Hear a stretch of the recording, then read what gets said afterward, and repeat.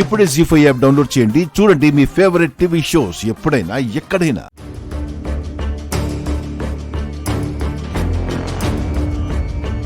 మిత్రా మిత్రా మిత్రా లే.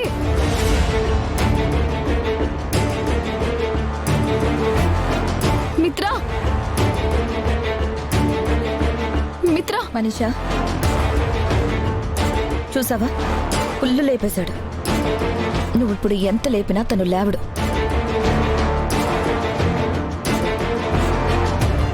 అవును, వివేక్ ఏడి?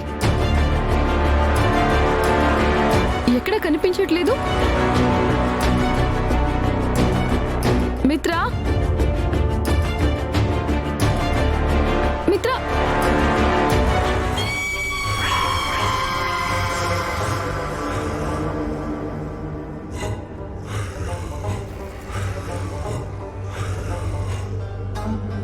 ఏంటి మనీషా, మిత్ర తప్పతాగి పడిపోతే నువ్వేదో సాధించినట్టు మొహం అంత వెలిగిపోతుంది. మిత్ర ఇంత తాగాడంటే దేనికోసం? ఆ లక్ష్మి మీదున్న ద్వేషం కోసం. ఆ లక్ష్మి మీదున్న అసహ్యం తీర్చుకోవడం కోసం. నాకు కావాల్సింది కూడా ఇదే. ఆ లక్ష్మిని మిత్ర ఎప్పటికీ ఇలానే అసహ్యించుకోవాలి. అప్పుడే నాకు మనశ్శాంతిగా ఉంటుంది.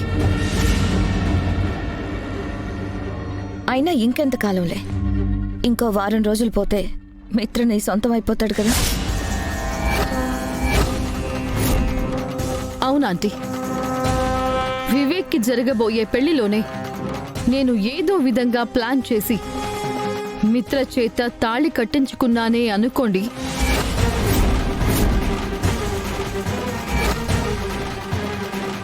ఇక శాశ్వతంగా మిత్ర నా మొగుడైపోతాడు.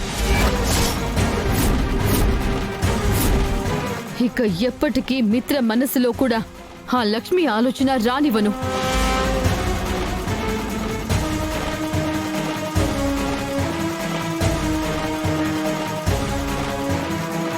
కాకపోతే వివేక్ పెళ్లిలో మిత్రని జాగ్రత్తగా డీల్ చేయాలి.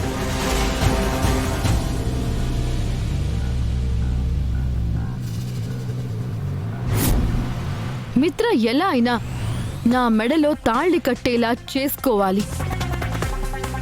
అయితే వారం రోజుల్లో మనీషా మిత్ర గారి చేత తాళి కట్టించుకునే ప్లాన్ చేస్తుందా?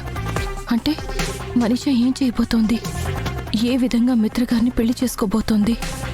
అది ఏదైనా సరే ఎట్టి పరిస్థితుల్లోనూ అలా జరగడానికి వీల్లేదు.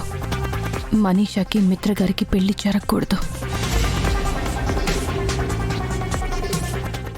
జీ5 యాప్ డౌన్లోడ్ చేసి అన్ని ఎపిసోడ్స్ పూర్తి ఉచితంగా చూడండి.